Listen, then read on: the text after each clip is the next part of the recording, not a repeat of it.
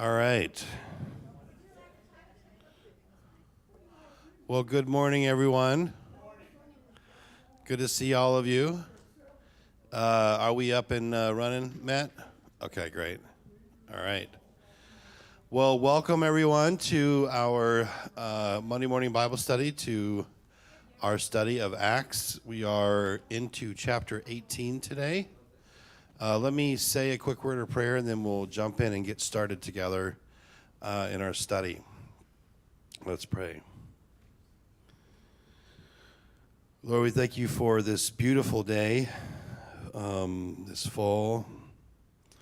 It reminds us of new beginnings and the excitement of school and all of the things that start in the fall. Help us, Lord, to lean into those things, to enjoy them, enjoy life. And be with us, Lord, also in the midst of our own trials and struggles. Help us to support one another in those things. And today especially, we ask that you will lead us and teach us as we move through the book of Acts again. We ask and pray these things in your name. Amen. All right. Well, we are, it's good to see everybody. I think house cleaning kind of thing I should tell you, just to sort of get it on your radar. We will not be meeting on November 6th. So that is, I think, the first time I had thought about, I thought about taking off October 30th. I'm not sure that I'm going to, because we're going to have some days in here when we're not going to be together coming up in November. So, but November 6th will be our first sort of taking a break. And so we may wind up taking 2 Mondays, but I'll let you know about that. But for sure the 6th. So, yes, so we are in our study of Acts. This is, I believe, session 20, up into chapter 18. That's not a bad pace. If you've been with me before, you know it's a pretty good pace. 18 chapters and 20 sessions, come on. Normally that would be 10 chapters. So, yes, so our first half, we went through Acts. As we will remember, those first 8 chapters, things happening in and around Jerusalem as the early community is growing and the Spirit is pushing the community in different new ways. Things take a pretty dramatic turn in terms of God's vision for who this new people is going to be, starting around chapter 8 with the dispersal and displacement of the church out of Jerusalem. And then it all of a sudden just begins to expand in other places, many of them unexpected, startling, and maybe for some unacceptable, perhaps, I suppose. And I'm talking here, of course, about the expansion of the gospel into to the Gentiles, essentially. And that story then starts from chapter 8. That leads us up to chapter 15 with the crescendo where the church is trying to settle. How are we going to regulate this new set of relationships that God is calling us into, given Jewish practices and Gentile practices? How are we going to be a single people, but yet with difference and diversity within our midst? Then we see, and I think we'd already been at this point introduced to Paul, and starting in chapter 16, we get Paul and Barnabas splitting ways over John Mark. Perhaps there are some other things, but we're not sure. We're not privy to that. And Paul goes on his second journey, and this time he's visiting communities, or at least that's the intention, where he and Barnabas had already been before, but that was mostly in Asia Minor, which is modern-day Turkey. And it's in this trip that he crosses over for the first time into Europe, into Macedonia and Greece. And so now he is essentially in Greece.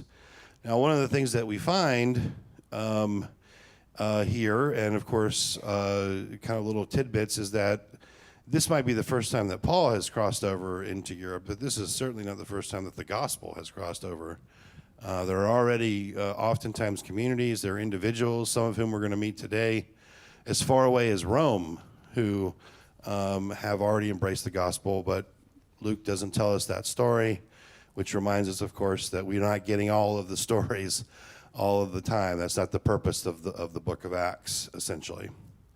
So, our last session essentially consisted of chapter 17. And in chapter 17, Paul is now in the thick of having seen the vision, crossed over into Macedonia, spent time in the city of Philippi. Most of that's happening in chapter 16, where he encounters Lydia. We get this contrast between Lydia and the enslaved girl. And then he leaves Philippi and begins to make his way essentially south, west and south, I suppose we might say. And he encounters, or he visits, 3 different cities in chapter 17, if you remember: Thessalonica, Berea, and Athens. And that really constituted most of what we talked about last week. On a surface level, he has very different experiences in these places, right? I would say the most hostile is clearly in Thessalonica, which leads to his persecution, and then eventually they leave town. They go to Berea, where they get a very different reception. There, the Jews are much more open, and they're described as a community of study who are constantly searching in the scriptures day and night. And then I made a bunch of jokes about Berean Baptist churches after that, which was funny, right? That was pretty, yeah, okay, good. I don't even remember now. They were so good, and they just came and went. But one of the things that as we were going along, and what we've tried to highlight, I think, that the message that Paul is preaching, we might, as modern people, be thinking that this is merely just a religious message. And I know for us, religion is kind of cordoned off from other areas of life, sometimes from economics, from politics, and there are good and bad reasons for doing that. So I'm not trying to make any kind of a judgment statement in that regard. Just to say that in the ancient world, things are very different. These things are not cordoned off from one another. They're very much interconnected. And so part of what Paul's gospel represents is not simply a new message about the divine realm or what happens to you after you die. It also includes a challenge to live a different way in the here and now. And one of the things that we see is that this is a clear threat. You can understand some of that threat when you're thinking about what do Jewish traditions, how are we going to navigate those now that Gentiles are embracing the gospel. But as we get out into these areas where the Jewish population is not the majority necessarily, it's substantial, but it's not the majority, well, then we see it might not only be a threat to Jews, but also to Gentiles, right, to their way of life. And so we get these accusations that these are the people running around turning the world upside down, right? And that was a very famous accusation that we had in chapter 17. And as I mentioned here, in the view, right, of Acts so far, the vision of the gospel seems to represent a challenge to the social arrangements of Jews and Gentiles in the diaspora.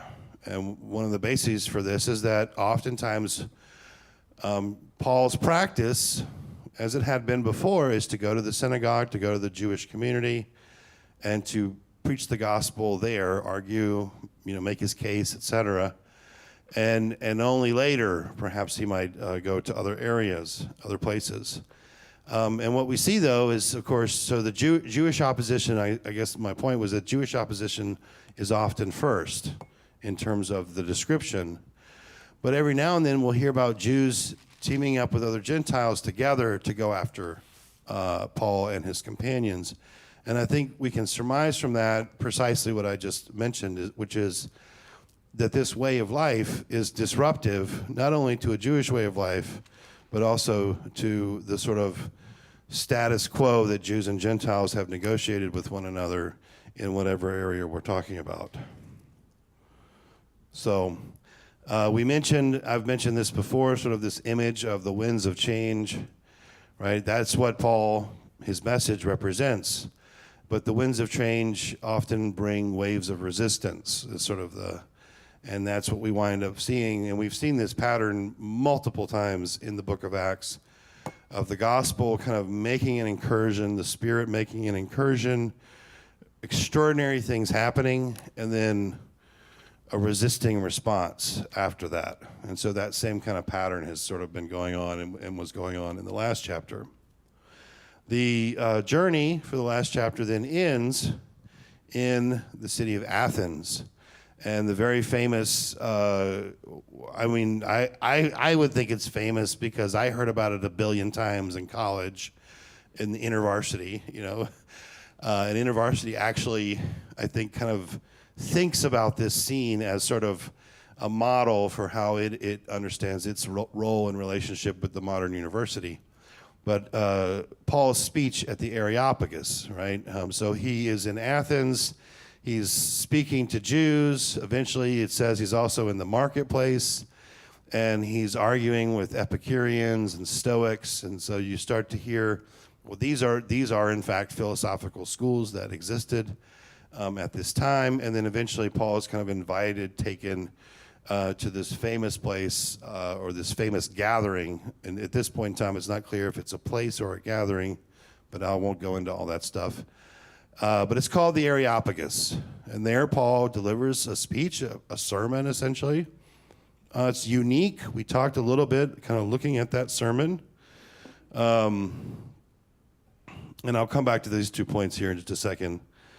Paul, typically, from what we've seen, and remember these speeches that we have in Acts, clearly Luke is the primary author in these speeches, but there are some where there's enough little bits of difference here and there, and that's the places where scholars will say maybe that really is based in something that happened in terms of Paul, but Luke is obviously shaping these. Well, the Athens speech is very interesting because there's no mention whatsoever of Jesus as Messiah. There's no discussion of Israel, and there's no appeal to the Jewish scriptures. That makes sense because he's not speaking to Jews. This would make no sense to his audience. So he appeals to creation. He talks about creation, the God of creation, the God whom prior to this, the Athenians worshipped as the unknown God, according to Paul, right? So it's a very famous speech. We spent some time kind of going through that.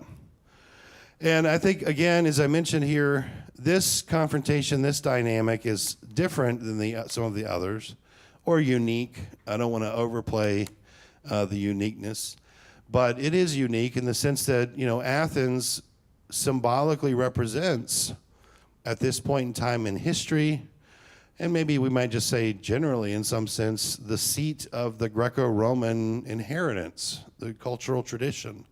We're talking here about philosophy.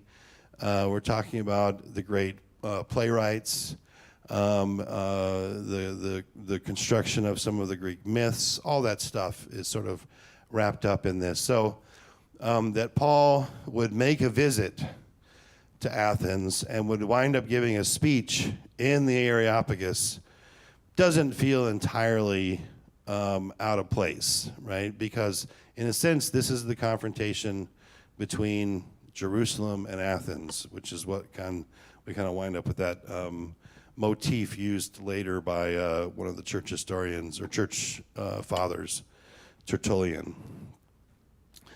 Okay, so that's kind of where we are. Are there any comments or questions before I move us forward? All right. Then let's turn to our opening text, the beginning of chapter 18. Can I get a volunteer? Would you read it? Okay. What am I reading? Yes, verses 1 through 11. 18, 1 through 11. Acts 18, 1 through 11. After this, Paul left Athens and went to Corinth. There he found a Jew named Aquila from Pontus, who had recently come from Italy with his wife Priscilla, because Claudius had ordered all Jews to leave Rome. Paul went to see them, and because he was of the same trade, he stayed with them, and they worked together. By trade, they were tent makers. Every Sabbath, he would argue in the synagogue and would try to convince Jews and Greeks. When Silas and Timothy arrived from Macedonia, Paul was occupied with proclaiming the word, testifying to the Jews that the Messiah was Jesus. When they opposed and reviled him in protest, he shook the dust from his clothes and said to them, "Your blood be on your own heads. I am innocent. From now on, I will go to the Gentiles." Then he left the synagogue and went to the house of a man named Titius Justus, a worshiper of God. His house was next door to the synagogue. Crispus, the official of the synagogue, became a believer in the Lord, together with all his household, and many of the Corinthians who heard Paul became believers and were baptized. One night, the Lord said to Paul in a vision, "Do not be afraid, but speak and do not be silent, for I am with you, and no one will lay a hand on you to harm you, for there are many in the city who are my people." He stayed there 1 year and 6 months, teaching the word of God among them. Okay, all right. So our opening scene takes place in Corinth, which I think it would be fair to say is probably a community that Paul dearly and deeply loved, given the letters that we have of Paul and the fact the amount of time that he spent there. Corinth, I'm not going to go into a great amount of detail about what Corinth was like, except to say it was not an easy place to live, unless you were willing to stab your neighbor in the back. From what I've read, even in the ancient world, non-Jews and certainly non-Christians would say things like, "Go to Corinth if you want to lose the shirt off your back." That's a reason to go there. So it was a difficult place in that regard, but Paul is there visiting. And we start then with this interesting set of little descriptions, right? So Paul leaves Athens, heads further south down to Corinth. And here he finds, it says, there he found a Jew named Aquila from Pontus, who had recently come from Italy with his wife Priscilla, because Claudius had ordered all Jews to leave Rome. Paul went to see them, and because he was of the same trade, he stayed with them, and they worked together. By trade, they were tent makers. Every Sabbath, he would argue in the synagogue and would try to convince Jews and Greeks. So I'll come back to verse 4. So verses 1 through 3 give us some descriptions, actually, they tell us actually a little bit more about Paul. This is the first time that we hear about Paul having a trade. I think if you'd read up to this point, you might have thought, well, he was just a rabbi, essentially. But clearly there's another element to who he is.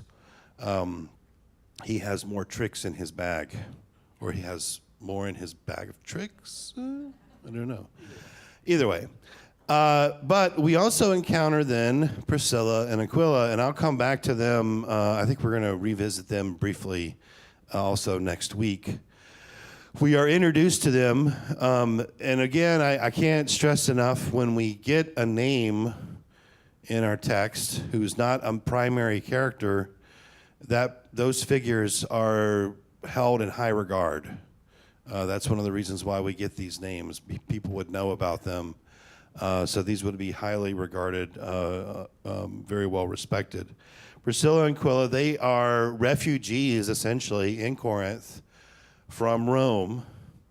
And basically we have a very brief description that doesn't give us much to go on in the Roman historian Suetonius, who tells us that Claudius had expelled all the Jews from Rome over someone named Chrestus. So as I mentioned here, I've spelled out the Chrestus up here. It's not fully settled among scholars who this refers to, but a really good guess is that basically the Jewish community is in an uproar over the Christ. And so that is why Claudius winds up kicking them out of Rome, is because they're not able to settle the differences that they have over this figure.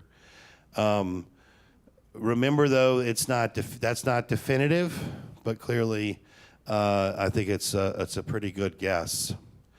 And so they have now been expelled and have come back west, and for now find themselves in Corinth, where they meet up with Paul.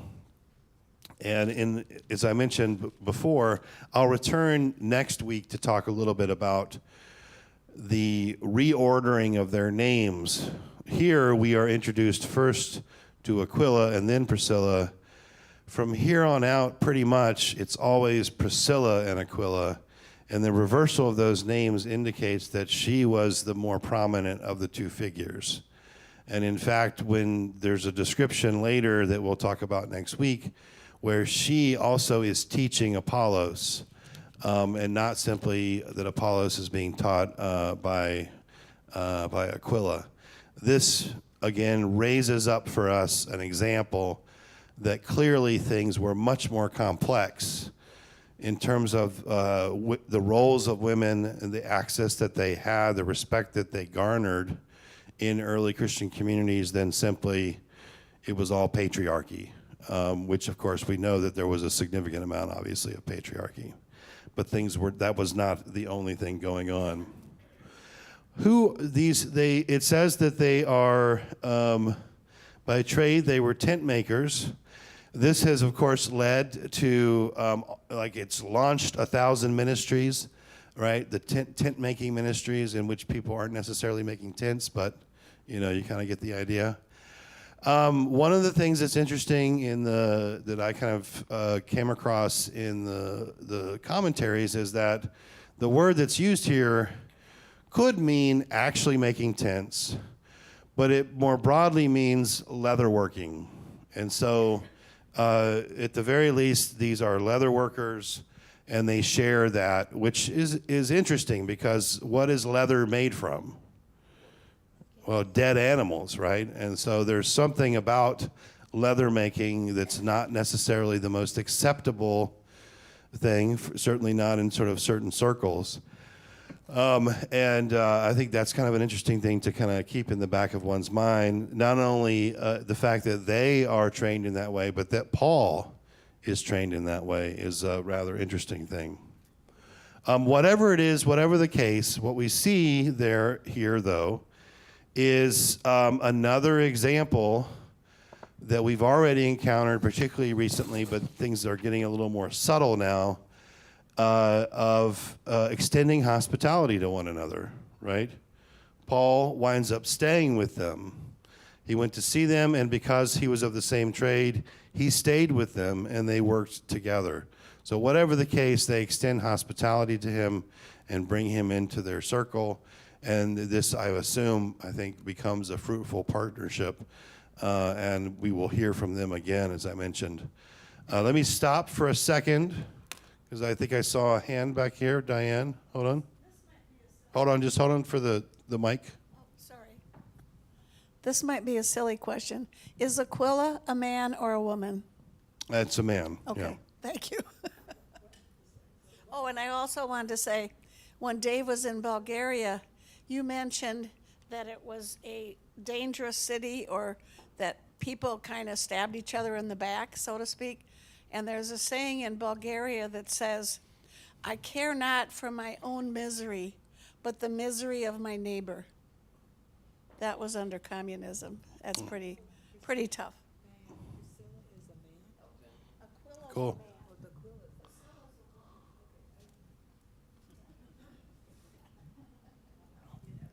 I just was struck by the last sentence in this section, which is they stayed a year and a half. I mean, that's not just a little drop in. No. That's a long time, and they surely preached a lot, reached a lot of people, had a significant presence there. So, right, and it's also in some ways we have brought up a little bit here and there, that the time compression. We might want to read 5 verses and we think, hey, that happened, in a week or something. But what we find, of course, is it's much, much longer. so that we get a kind of mention here that helps us understand that they stayed there and invested, right? And that, I think the two things that we have seen in terms of maybe the overarching objectives that Paul seems to have, one, of course, is to teach or preach the message about Jesus, and the other is to encourage and invest in the communities that he goes to. So he doesn't just kind of fly in and leave, typically, unless he gets run out of town. And even then, it takes a while to get rid of him. He often stays and invests himself. Now, part of that, obviously, is also the technology to move around. You know, it's much more difficult to travel. So we have a couple more comments here. How old was Paul when he died? Oh, boy, that's a tough one. I don't know the answer to that question. I would assume he's up into his 60s, but he might have been in his 50s or 40s. He dies sometime in the 60s, according to tradition. So because he's connected to the burning of Rome by Nero and the subsequent persecution afterwards. I think typically, if I remember correctly, Paul is usually dated as being younger than Jesus. So that would put him, I suppose, in his 40s, 50s, something like that, maybe. But I'm not sure. That's me just kind of thumbnailing. I think Janet had a comment up here. I had a question about curiosity.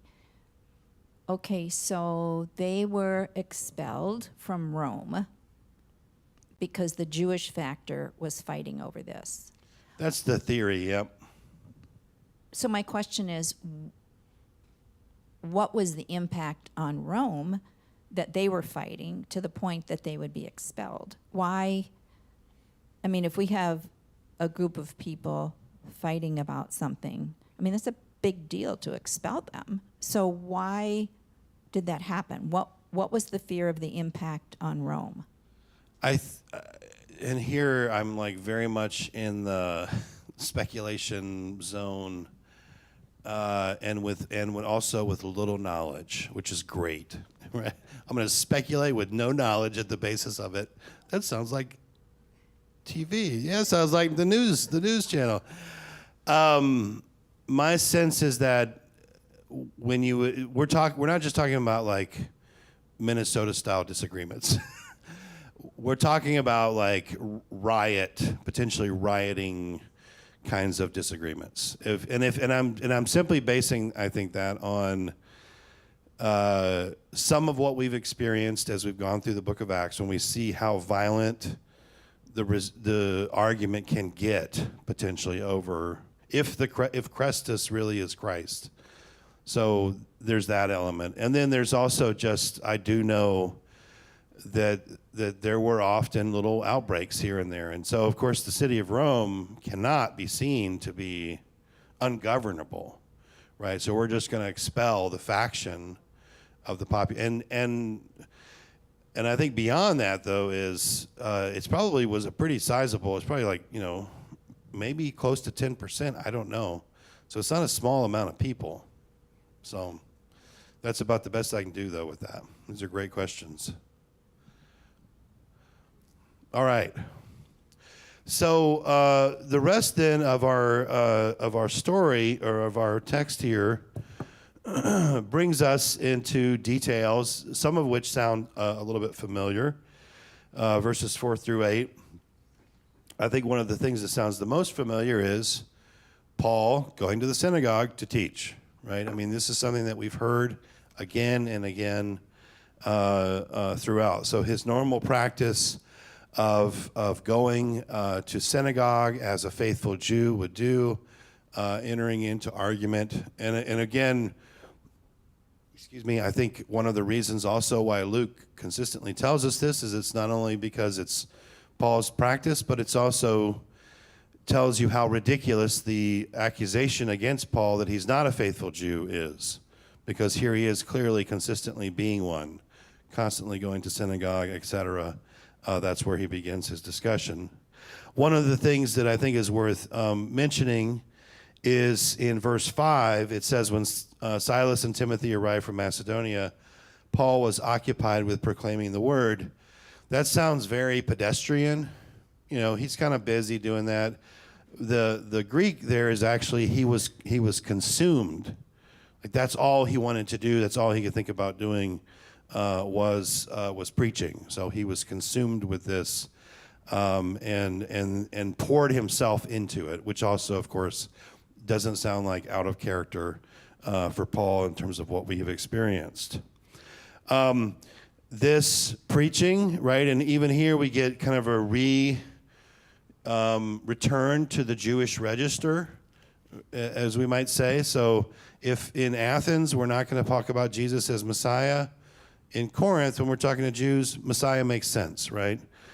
So testifying to the Jews that the Messiah was Jesus. Starting in verse 6, when they opposed and reviled him, in protest he shook the dust from his clothes and said to them, "Your blood be on your own heads. I am innocent. From now on I will go to the Gentiles." Then he left the synagogue and went to the house of a man named Titius Justus, a worshiper of God. His house was next door to the synagogue. There's a few things in here that I think that are kind of interesting, right?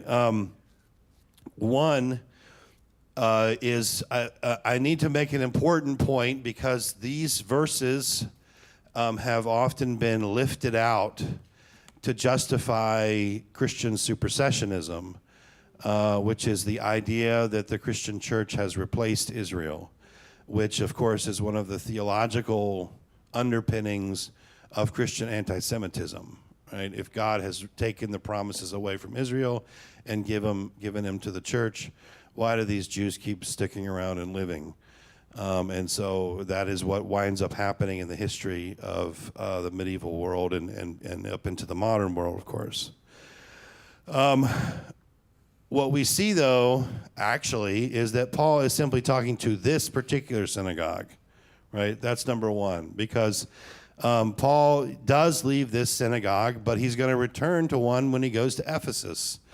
And so I think there's actually a couple different times, I think it's up to 3, in the book of Acts where he has a confrontation like this, and he leaves, but then the next town he goes back to a synagogue. So this is, in other words, this is not a theological judgment on Israel. This is simply these particular people will not listen, so I need to go elsewhere and do something differently. Where does he go? He doesn't go very far. He goes next door, right? And so I think this is an interesting idea, right? Titius Justus this is probably a house church, is I think sort of the way that some of the commentaries describe this. But I think the point here is very interesting in the sense that Paul is getting nowhere through kind of the official channels, and rather than giving up, he just changes tack. He goes in a different direction. So his being consumed with preaching doesn't evaporate or leave. It just shifts into a different gear, a different register, and winds up with different audiences. Titius Justus, a worshiper of God, that means he's a Gentile, right? That description typically means that this is a God-fearer. So here's Paul, and so this is pretty actually crazy if you think about it. You thought the synagogue was going to be mad at you before. Now you're going to the house of a Gentile, right? I mean, that's the other element here that I think is sort of important to note. And then on top of it, the synagogue as a whole has run Paul out, but that doesn't mean that the story is over, because what happens? The synagogue ruler winds up becoming a Christian, right? Winds up embracing the message. So, as I mentioned here, the conversion of the synagogue ruler and others, it reinforces that God is willing to work outside the normal channels. Even if the whole community rejects, some will still hear, some will still embrace. And we kind of see this kind of sort of incremental movement of the gospel, with the hope, of course, that eventually all will embrace. we then get to the vision at the end. And this is actually the basis for the question that when I sent you the email to think about for yourself. One night the Lord said to Paul in a vision, "Do not be afraid, but speak and do not be silent. For I am with you, and no one will lay a hand on you to harm you, for there are many in this city who are my people." And then we get, he stays there, which I think is also important to note as a part of this. This is a vision of encouragement, but it also, for us, I think, gives us a window into the kind of opposition Paul faced. That he would need a vision like this reinforces to us and gives us a sense, about, well, maybe, these disagreements could become riotous and violent, which is not something that we're surprised at, having read through much of Acts by this point necessarily. So here is a divine encouragement, right? It underscores this divine promise that God has made to travel with the community through its struggles and its difficulties with Paul as he continues on his labors. He has been called, and reminds us, of course, also that the primary agent in Acts is actually not the apostles, it's the Spirit, it's God. And so this is another place where God essentially is reinforcing that with the Lord, that language of the Lord, which I think we can take to mean Jesus.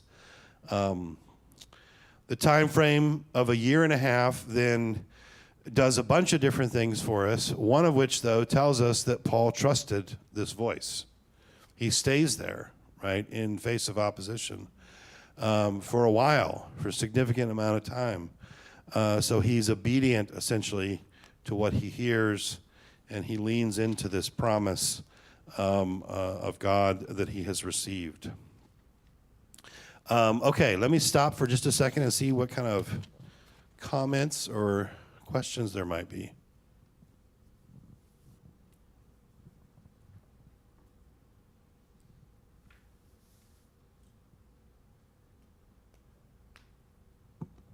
All right, let's move on.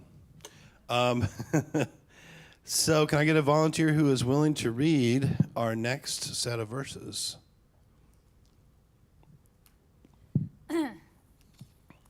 But when You got to put it up here. closer. That's it, yeah. Okay. But when Gallio was proconsul of Achaia, the Jews made a united attack on Paul and brought him before the tribunal. They said, "This man is persuading people to worship God in ways that are contrary to the law." Just as Paul was about to speak, Gallio said to the Jews, "If it were a matter of crime or serious villainy, I would be justified in accepting the complaint of you Jews. But since it is a matter of questions about words and names and your own law, see to it yourselves. I do not wish to be a judge of these matters." And he dismissed them from the tribunal. Then all of them seized Sosthenes, the official of the synagogue, and beat him in front of the tribunal. But Gallio paid no attention to any of these things. Okay. Another interesting scene, right? With who are these different people? We don't know. We don't. Who's Sosthenes? I feel sorry for him. It's like that guy Jason in Thessalonica, right? Where they came in and what was it? Did they attack his house? I can't remember. And we're like, who's Jason? I don't know. I feel bad for him. My cousin's name is Jason. So yes, the first thing I think to note then, and I think this scene is relatively, in some ways, self-explanatory. It's a scene that we have encountered before, right? Paul's having an effect. The passage before, right, tells us about that effect. The gospel, in other words, is making inroads. Even though Paul gets kicked out of the synagogue ruler comes to embrace, right? He sticks around. So winds of change, waves of resistance, right? That's kind of the way that the picture sets up. So interestingly, of course, as I mentioned here, right, the scene in a sense is a test. It tests Paul's vision. Will God, in fact, be with him as he goes through this process? And I think what we see, of course, in here is yes, but does it kind of play out exactly the way one would hope? Maybe, maybe not. One thing to note, this is a good place in the book of Acts for giving us an anchor point in history. So this figure, Gallio, was in fact the proconsul of Achaia from the year 51 to 52. So as we think about the events then that have happened before this and that will now happen after, we have something of a place, historically speaking, on which to gauge that, to know sort of the dating of some of this. So we're somewhere in the early 50s, which makes sense in some sense from what we know about Paul and what happens to him later. So in verses 13 through 16, we get a typical drag Paul in front of the local magistrate scene, right? They said, I mean, it's like variations on a theme. If you go into Acts, oh, there's Paul getting dragged in front of the people in charge. This man is persuading people to worship God in ways that are contrary to the law. Also, a pretty typical accusation against Paul. It's going to recur when Paul goes and kind of meets his final trial, I suppose we might say, in Jerusalem. Just as Paul was about to speak, here then this, of course, is different because in other settings, sometimes Paul gets to defend himself, but that's not the case here. Gallio said to the Jews, "If it were a matter of crime or serious villainy, I would be justified in accepting the complaint of you Jews. But since it is a matter of questions about words and names and your own law, see to it yourselves. I do not wish to be judge of these matters." And he dismissed them from the tribunal. So he sounds pretty annoyed at this whole thing. And that, of course, that gives us, we think back to the Crestus thing. It's annoying. Let's get these, these people argue too much about stuff. So we're going to expel them from the city in one case. Now we're going to expel them from the public place where this trial would have happened. So Gallio shows no interest at all in settling this internal Jewish dispute. And that turns out, at least in this case, to be good news, right? Paul suffers no harm, unlike when we were in Philippi, right, where Paul winds up getting beaten with rods, stuck in a prison, and they didn't even bother to ask him if he was a citizen or not, right, if you remember that whole story. So here, he doesn't wind up having that happen to him. Then we get this little interesting detail, which I think adds character, color, whatever we want to say, to the scene, because this poor figure, Sosthenes, who we haven't been introduced to, but clearly would have been known right in the ancient church as a figure of importance because his name is used.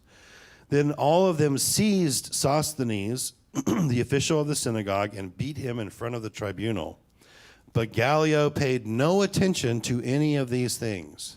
So think about if you're in court and the judge has kicked you out of the courtroom and the people that were going to sue each other start fighting in the courtroom, and the judge just sort of like, walks away, doesn't even bother to address. That's what we're sort of talking about. What does that communicate? That'll be a question that's worth considering. So first and foremost, though, who is Sosthenes? We don't really know in the flow of Acts, but there is a Sosthenes that is mentioned in one of Paul's letters, the first letter to the Corinthians. So it's very possible that this person mentioned here in Acts is the same one described in 1 Corinthians chapter 1, who is clearly someone of importance and someone who effectively was a kind of co-laborer with Paul and an overseer of the Christian community in the city of Corinth. That's the best kind of that we can do. So what does this little anecdote do? It makes a couple of things clear to us, if we had forgotten, within a few verses.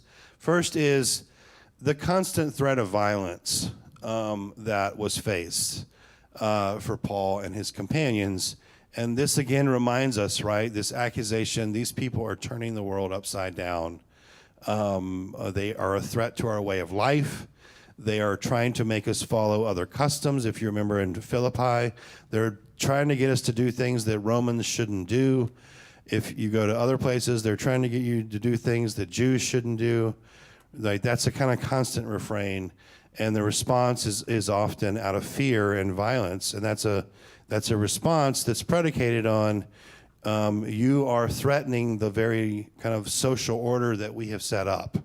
And I think that's something that's important to keep in mind. In addition to that, though, is also the fact that Gallio is so nonchalant, completely disaffected. He reminds me of a Gen Xer. I'm a Gen Xer. He's like, whatever, get out of here. And what I think it tells you is that the state is also not Paul's friend, right? Paul has already appealed to his citizenship for a certain kind of guarantee of protection, which is, of course, what happens for him. He does wind up getting protection to some extent, or at least people begin to regard him differently earlier. Later on, he will appeal to his citizenship, and that will protect him for a little while. Here, Gallio's complete and total indifference picks up on a different thread that we've encountered, which is that the officials, these folks who say that they're committed to upholding law and order, are just as fickle as anyone else.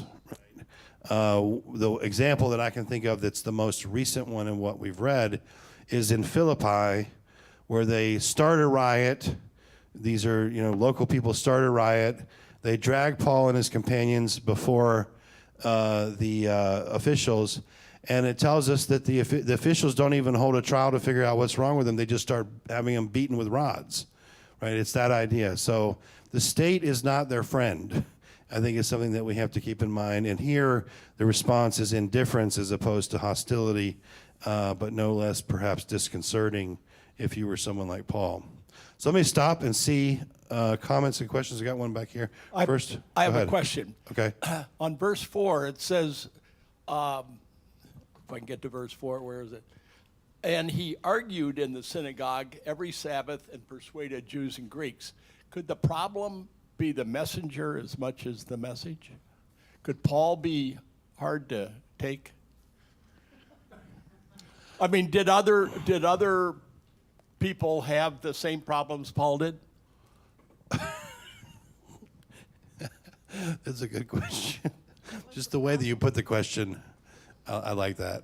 Did Paul's a problem guy. Well, I think the argument or the grammar there of arguing, that's not the issue per se, right? I mean, that was kind of the way people communicated their ideas. They argued vigorously. Sure, preach and argue. Not the same, but I think would not have been out of bounds per se. At the same time, of course, I think it'd be fair, in my experience of reading Paul's letters, studying them, us going now through Acts, that Paul was not an easy person to necessarily to get along with. So it's very possible that part of it was also that he just rubbed people the wrong way. I don't think, though, that we could, I'm not sure that would rise to the same level as the sense of threat. Were other people had violence against them? Oh, yeah. Preach the word? Okay. Oh, yeah. Okay. Yeah, there's extensive evidence of philosophical schools fighting against one another. And in fact, Paul is trying to critique that idea in the opening chapter of the First Corinthians, that you're acting like the philosophical schools because one of you says, I follow Jesus, the other says, I follow Paul, the other says, I follow Apollos. So, yeah. Yeah. Yeah, I'm going to blame this on you. You Uh-oh. recommended the Jewish Gospels. Oh, yeah.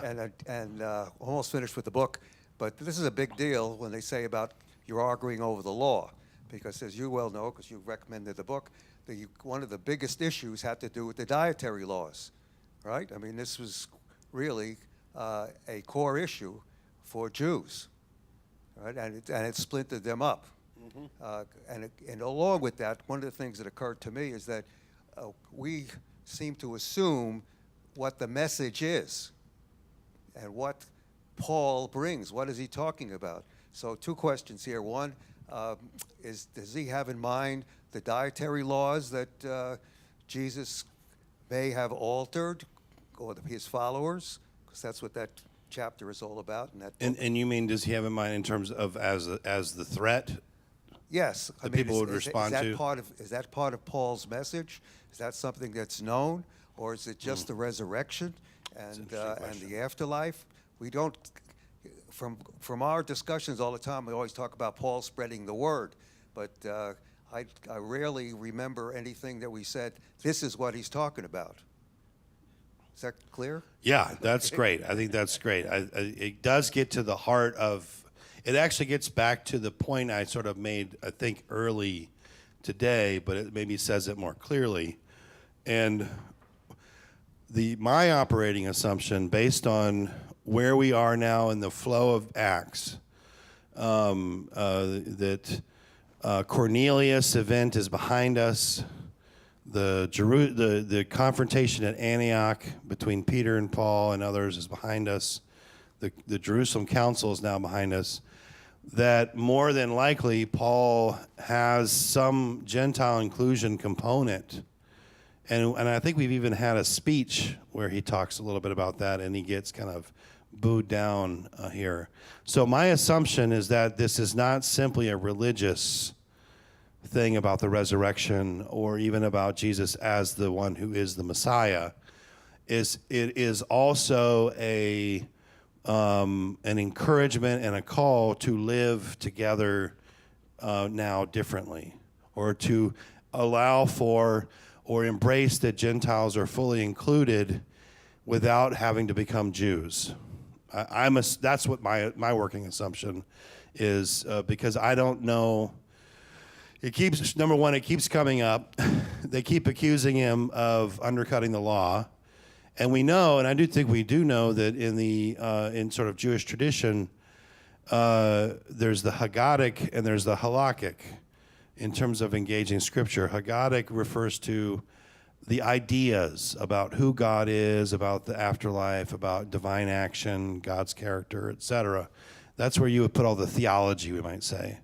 Halakhic is the law, right? It's the practice of the law. And that was where there tended to be much more like, we need to get down to doing something together. Like there was kind of more permissiveness in a way for theories and ideas. And this is almost flipped in the Christian world. So I think it's a different approach. Christians tend to get really anxious and upset about the theology, and the practice question is sort of a secondary question. For Jews, I think it's the opposite. It's the practice question is the most important one.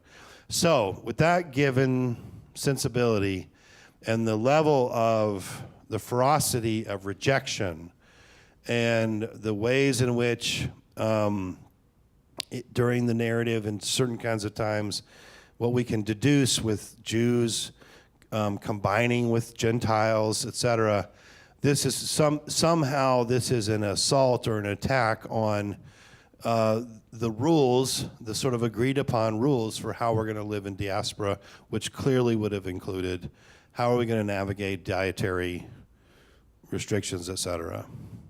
That's my theory. That's my working assumption based on sort of the scholarship that I'm aware of. So I'm sure there's other possibilities as we know. So was there one more? Yeah. That was a very long answer. No, it's good. I appreciate that answer because it really puts into context the split between the two. I was brought up in a Jewish family, but not practicing. But we did have relatives that were practicing to one degree or another.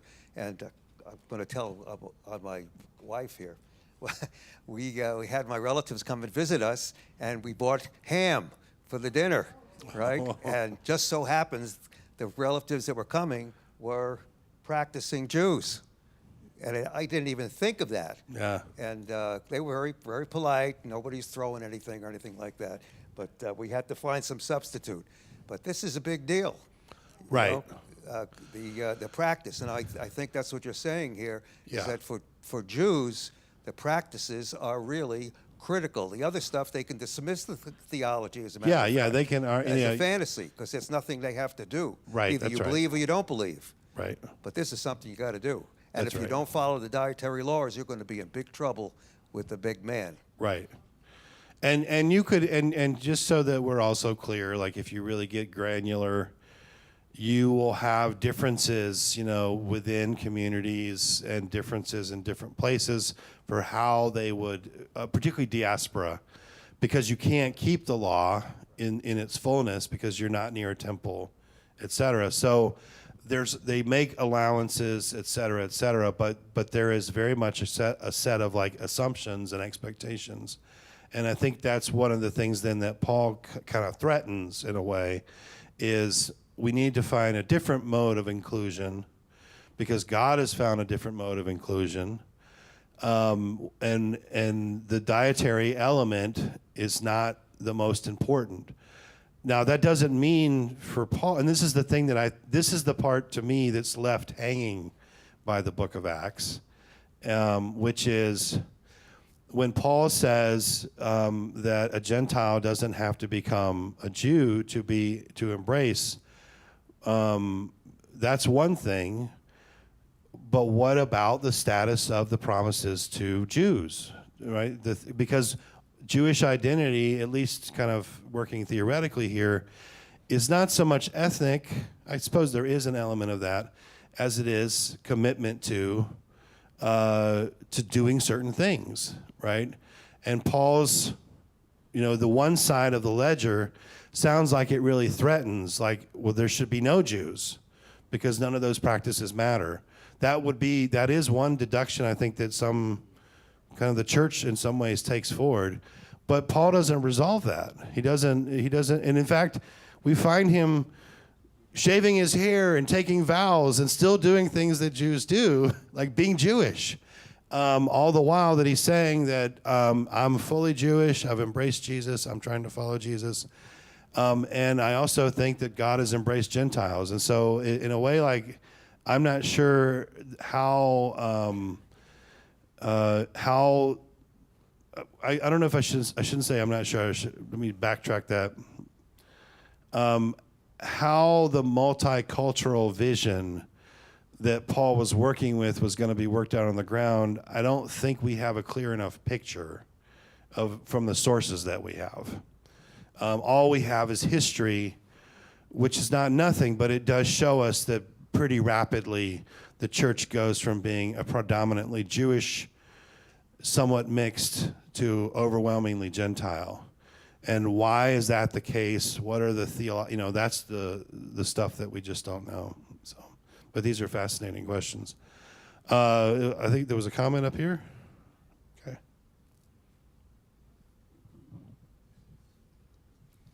This just a comment, but when I work with two organizations that work with persecuted Christians, and I feel like this is exactly what's happening right now. When I just wrote down a couple of things you said: threat to our way of life, following, the response is fear, threatening the social order, and then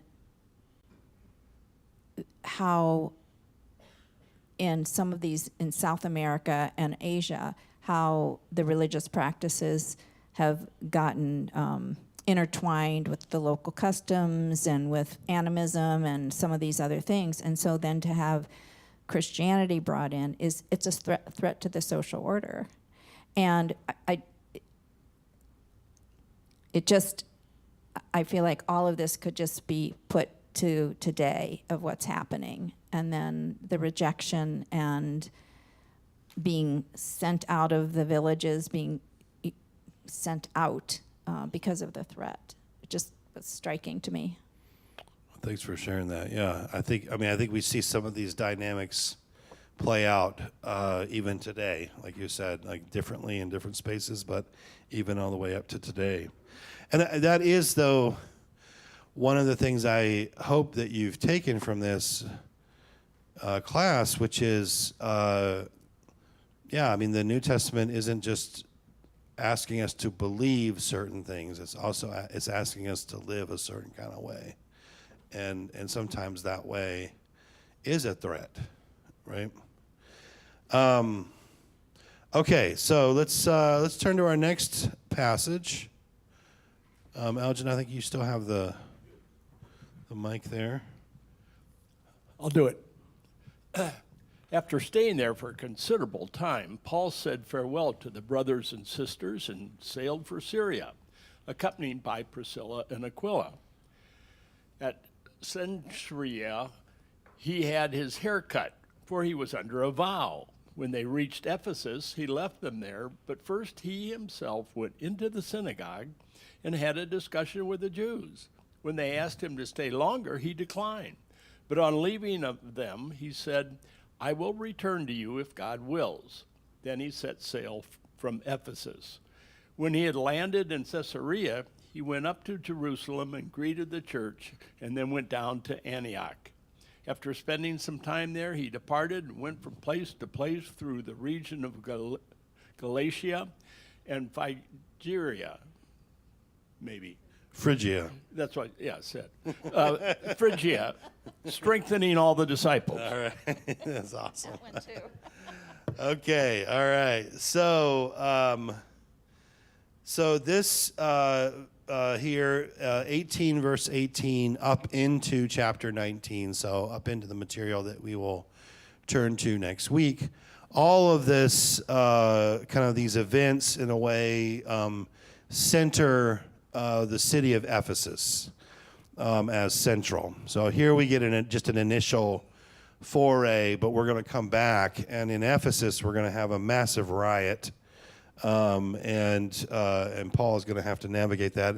It's going to be another place where we see economics and religion kind of entwined with one another. And I was kind of startled. I was doing some of the research. I didn't realize this.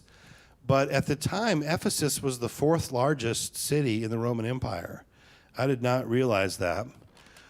And so that would have been Rome, actually Alexandria would have been the largest, Rome, Antioch, and then Ephesus. Those would have been kind of the top four cities. So Ephesus is a major and an important place. It's a commercial hub, therefore, it's no accident, I think, in a way, that when we get our episode in Ephesus, that economics is a part of the argument. And, of course, the temple of Artemis, and that's going to be one of the things that kicks off the argument. This section, as we've already seen, then begins with, so we're kind of basically going from Greece over into Turkey, modern-day Turkey, we might say, Asia Minor.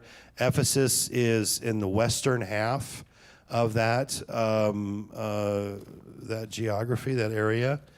And so he stops in Ephesus, and what's the first thing that he does? He goes to the synagogue, right? Just like we said before, he's a faithful Jew, and this is his practice. So this doesn't really surprise us. But what maybe does surprise us is he is under a vow, right? It doesn't tell us what that means. There's no consensus at all as to what the nature of this vow is, other than it might have been a Nazirite vow. And the reason that they say that is because most Nazirite vows had to do with the hair and the shaving of the head, etc. But why did he take this vow? What was the content of the vow? What was he supposed to do? That's not clear.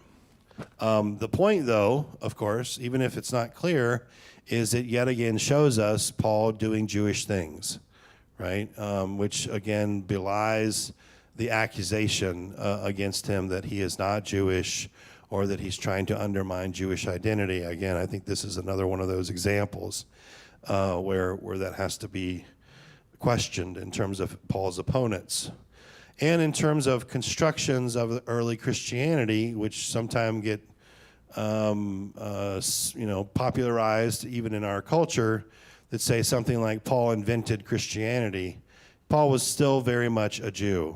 I think that needs to be kept in mind, just like Jesus. Then from 19 to 23, we get the visit and the journey, right? So Paul here, and I think this is important, even though it's like a blip on the screen, he goes into the synagogue and they're like, come back. We want to hear more about what you have to say. This is very different than when we returned to Ephesus. So initially they're positively disposed towards Paul, but this changes. Paul then goes very quickly up to Jerusalem, makes a visit there, which makes sense, of course. There's an important community there. Then he goes sort of to his home community, the church at Antioch, which is the place where we talked about as the kind of first site of a multicultural church, and also the church that in some ways kind of was involved in him going forth. And as I mentioned here, this return to Jerusalem and Antioch has none of the drama that we're going to get later. So Paul's coming back, touching base, leaving again. He's going to go back to Ephesus. Things are going to get crazy. Eventually, later, he's going to go back to Jerusalem. Things are going to get even more crazy. But now it's a little bit more of a kind of quiet before the storm, in a sense. And then it tells us then he sets off again, and he goes into regions that are basically in what would be central Turkey today. So Galatia, Phrygia, central or sort of west central areas. These are places that he's already visited and had either established communities or encouraged communities. So he's basically keeping in pace with his character. This is not out of character for him to do this, and so Luke doesn't really fill us in. He basically says, you get the picture, you know what he's doing. All right, let's turn then to our last passage, which introduces for us, we'll get another volunteer to read.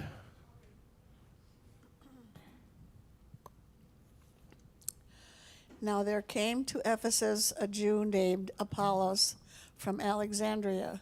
He was an eloquent man, very versed in the scriptures. He had been instructed in the way of the Lord, and he spoke with burning enthusiasm and taught accurately the things concerning Jesus, though he knew only the baptism of John. He began to speak boldly in the synagogue, but when Priscilla and Aquila heard him, they took him aside and explained the way of God to him more accurately. And when he wished to cross over to Achaia, the brothers and sisters encouraged him and wrote to the disciples to welcome him. On his arrival, he greatly helped those who through grace had become believers, for he powerfully refuted the Jews in public, showing by the scriptures that the Messiah is Jesus.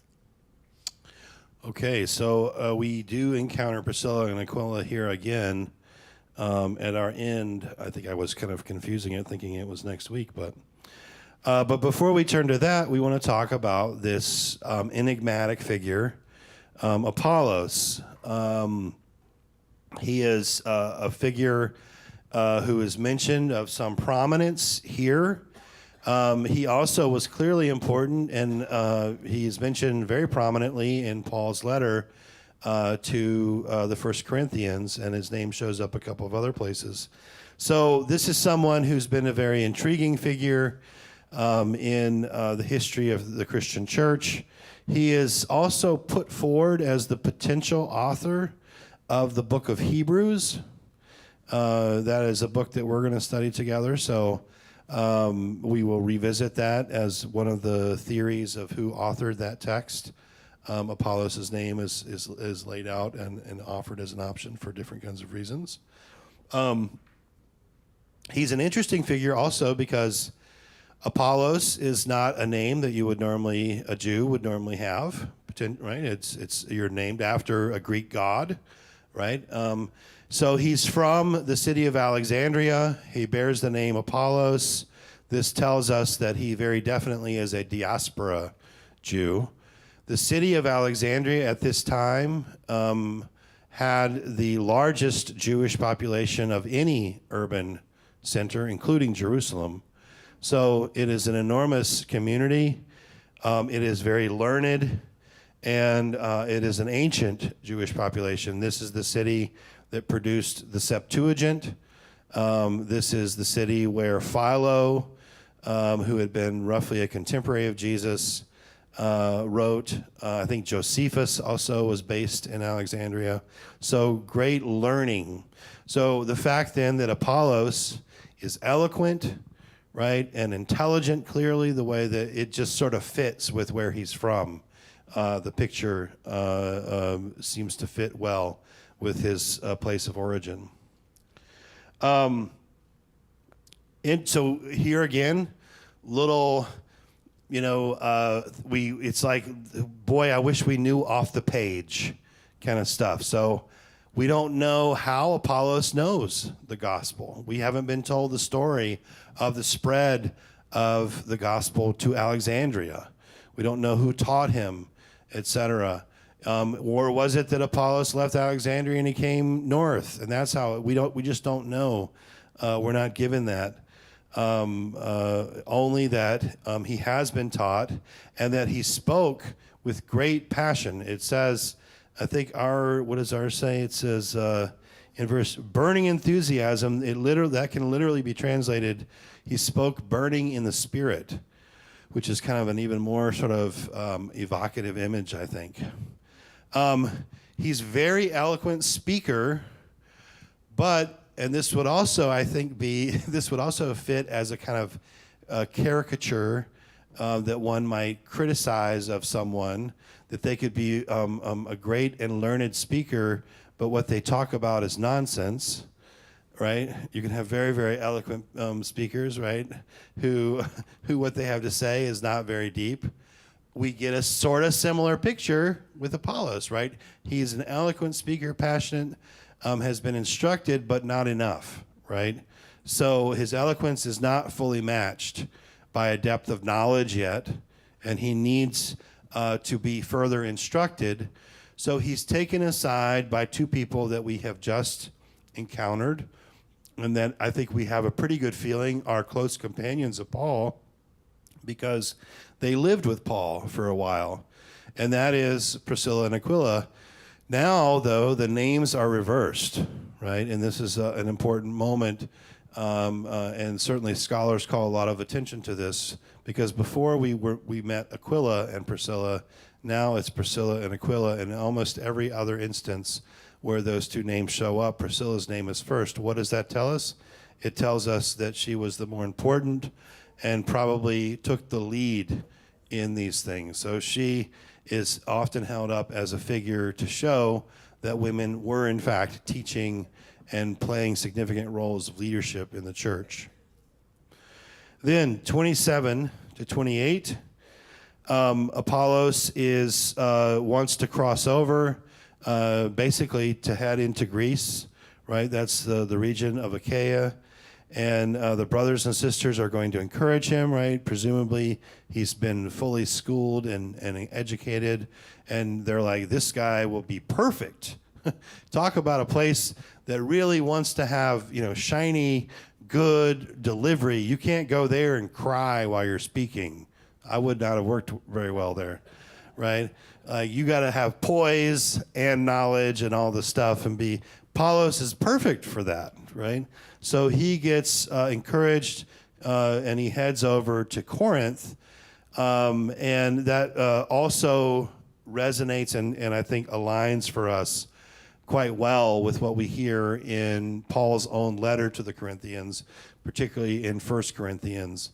I think it's chapters 2, maybe it was chapter 2 or something like that, chapter 1 or 2, where Apollos has obviously made such an impression on the community that it has even, potentially his name has, maybe whether he intended this or not, his name has become associated with a faction in the church.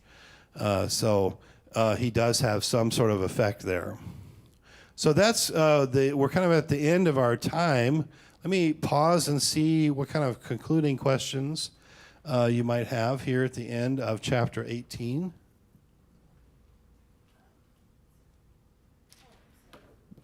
So this is interesting. He taught accurately, but then Priscilla and Aquila take him away to a little class probably, and they're more accurate. So who's the more accurate? I thought that was interesting aside. Well, obvious, yeah. I think it's he taught, but maybe it was just that he didn't have much depth. Yeah, right. That's right. Either they were with Paul, or they were, they'd been traveling down this pathway longer. All those kind of things that you would put in together, I suppose, would be a part of that. So, other comments or questions? All right, so I have as our concluding question, I wanted to utilize this scene, that Paul has where he receives this vision. And the Lord says, keep on keeping on, don't lose courage. Many of my people are here, and they're going to hear what you have to say, and I want you to do that. So I kind of tried to turn this into a question, and I hope it makes sense to you. But have you had times or experiences in your life that were difficult, but that you felt God would see you through? How did you know that God would see you through? What kinds of memories or scriptures or other things gave you that sense that God might in fact see you through? Or maybe you didn't. Maybe you just in faith did what you had to do, to walk forward, whether seeing you through, whatever that means, made sense or not. So I wanted to give you a few minutes to kind of think about that, and just want to invite you at your tables to talk about it, and we'll come back in 3-4 minutes and share.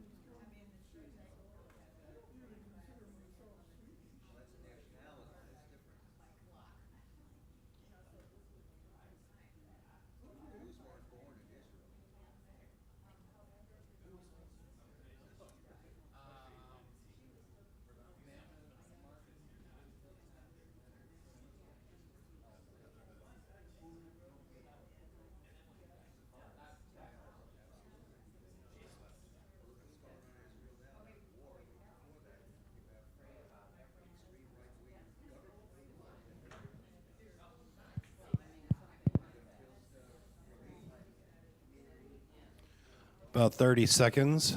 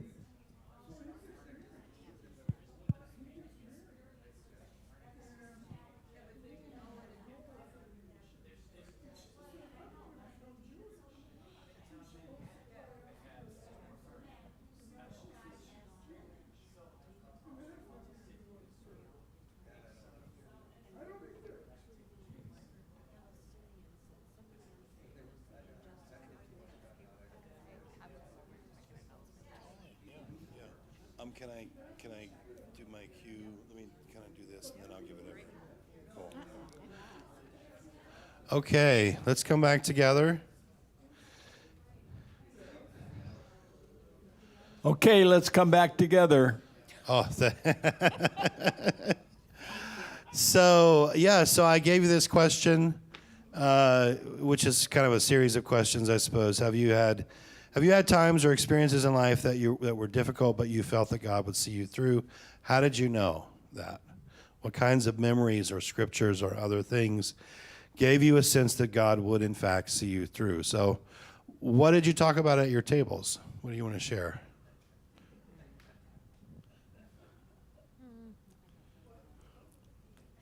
And don't worry, Sarah is not here to take notes on anything you say, so you're good. Well, I don't remember looking forward, but at this point in my life, I can look back and think about what I've been through and how I've lived, and I thought, okay, God had to have been there. There was no other explanation that I would still be here.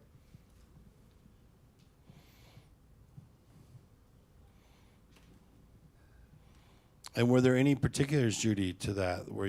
Things that you saw?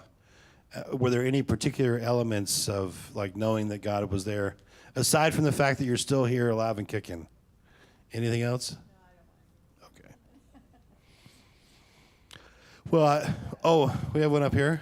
No? You sure? All right. Well, I do think it's worth pondering this. In part because I think most of us know that like hard times, they don't announce themselves, hey, in 3 weeks you're going to have a really bad something or other. They typically fall upon us, right? Or we stumble into them. And I don't think probably most of us receive visions like Paul, right? Maybe you do, maybe you have. But there are things that we can do and be doing to remind ourselves as we go through our daily life, right? Those memories, those times that we think back when God has shown up, when there just is no other explanation, perhaps. Or maybe there are scriptures or other kinds of practices. And I just encourage you to attend to those because, like I said, things just happen sometimes, and not that any of us want that, but we want to be reminded that while we're in the midst of it, that God will in fact be there with us. So I am going to now turn over for just 1 second. I'll invite Elgin up in just a moment, but we have a quick announcement. Yeah, I like how your question has me singing an old Sarah Groves song in my head right now, so which is one of my answers to this. So hi, I just wanted to intrude for a moment. I think most of you have heard that on Saturday we're going to have the visioning retreat. And so I have 2 reasons that I'm here. One is I'm going to, on the back table, I'm going to put some of the PDFs that has a summary of everything. It's coming via email, but I think it can be just really helpful to have it in like one packet. So it has all of the different kind of moments that as a community have brought us to this place in terms of how we've heard from the congregation. And then currently some draft language around 7 different outcome areas. And so wanted you to have that because this is just really important for all of us as a congregation as we're discerning together God's Spirit. If you can be there Saturday, it will 8:30 a.m. prayer gathering for everyone, and then 9 a.m. We'll move into the visioning work and working on some strategies and being able to hear and discern together. So I'm going to leave this. And then the second thing is just to say, we're going to have table facilitators at all of the tables to just help us have conversation. If you have any willingness to be able to be a facilitator at a table, we're going to have just like a few later this week sessions to make sure you're equipped and have what you would need to do that. So if you're open or interested in doing that, if you could just send me an email and let me know, and I'll send you back out the information. So A, if you can be there. B, I'm leaving you the document. I lied. I said two things. And then C, if you'd be willing to be a facilitator, let me know. So thank you.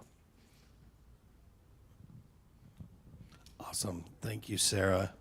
Yes, I would like to just underscore how unique this is. I know this obviously is a congregational church. You guys beat me on the head with it all the time.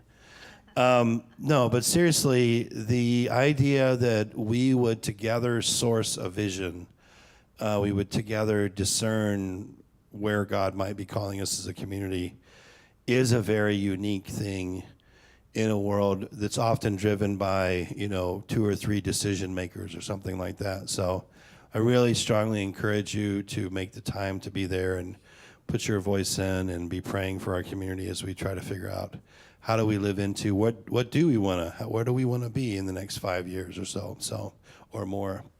Elgin, would you mind coming up and lead us in a closing prayer? Sure.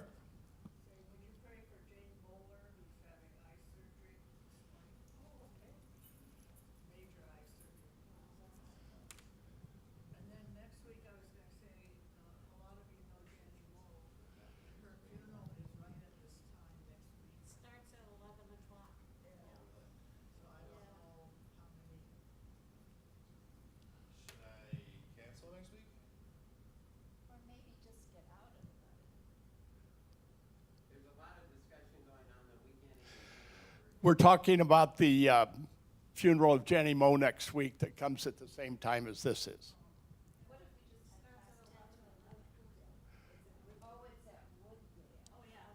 Yeah. Maybe I should cancel then next week. I think that's what I'll do is we will skip. We'll cancel and I'll send out an email and we'll come back the week after. He suggests that we cancel next week and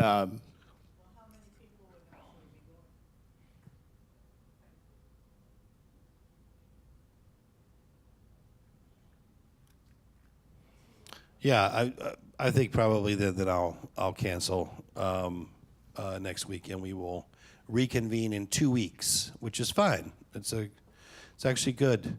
I'm out of material. I mean, what am I going to do? Gives me a little extra time to get my act together. So, I got to get some more jokes. That's right. So so on your calendar, and again, I'll send out an email to remind you of that change, and then we'll be back together. Okay, are there any other prayer requests or prayers of thanksgiving? Let's bow our heads. Father, we thank you for being our God. We thank you for giving us places to go to learn more about you and learn how to follow you and how to relate to each other. We ask for a good outcome for Jane and her eye surgery and for the Moe family and the funeral of Janny next week. And for the many, many things you give us. Help us to keep our focus out on the needs of other people. Help us to get away from ourselves and think of others. In your name, amen.